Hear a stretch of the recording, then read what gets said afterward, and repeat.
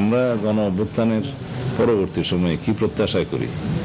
রাজনৈতিকভাবে মানুষের কথা বলার স্বাধীনতা থাকবে, প্রতিবাদ করার স্বাধীনতা থাকবে, সেটা আছে। বিভিন্ন রাজনৈতিক দল, বিরোধী দলের পক্ষ থেকে এনসিপি এবং অন্যান্যরা তার বিরুদ্ধে কিছু অভিযোগ উত্থাপন করছে, সেটা করতে পারে।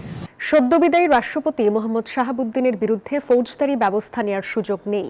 বিরোধী পক্ষ তার বিরুদ্ধে ব্যবস্থা নেওয়ার যেসব দাবি জানাচ্ছে তা আমলে নিচ্ছে না সরকার। এসব কথা জানিয়েছেন স্বরাষ্ট্রমন্ত্রী সালাহ উদ্দিন আহমদ। দুপুরে সচিবালয়ে তিনি বলেন, বর্তমান সরকারকে অনেক সহযোগিতা করেছেন মোহাম্মদ শাহাবুদ্দিন। সংবিধান অনুযায়ী রাষ্ট্রীয় সুরক্ষা ও সুযোগ সুবিধা পাবেন তিনি। শারীরিক অসুস্থতায় মোহাম্মদ শাহাবুদ্দিন রাষ্ট্রপতির পদ থেকে সরে যাওয়ার পরই তার বিরুদ্ধে ব্যবস্থা নেওয়ার দাবিতে সোচ্চার এনসিপি, জামায়াত সহ বিরোধী পক্ষ। বিভিন্ন স্থানে মামলার আবেদন, এমনকি গ্রেপ্তারের দাবিও উঠেছে।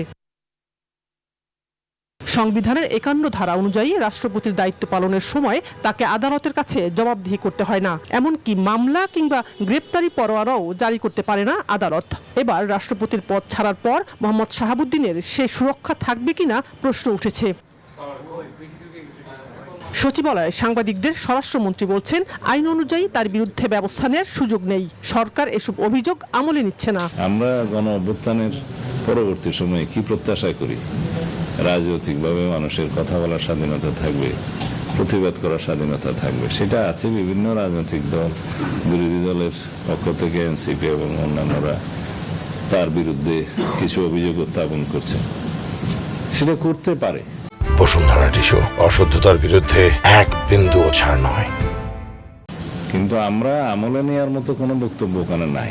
মন্ত্রী বলেন, সদ্য বিদায়ী রাষ্ট্রপতি অন্তর্বর্তী ও বর্তমান সরকারকে অনেক সহযোগিতা করেছেন। সংবিধান অনুযায়ী তিনি নিরাপত্তা সহ বিভিন্ন সুবিধা পাবেন। সাবেক রাষ্ট্রপতি হিসাবে তিনি আইন অনুযায়ী যা সুযোগ পাবেন সেটা অবশ্যই পাবেন, এবং তার প্রোটেকশনের জন্য SSF, PGR সহ এটা 6 মাসের একটা বিধান আছে, সেটা 6 মাসের তিনি তাদের সুযোগ পাবেন, মানে প্রোটেকশনের সুযোগ পাবেন।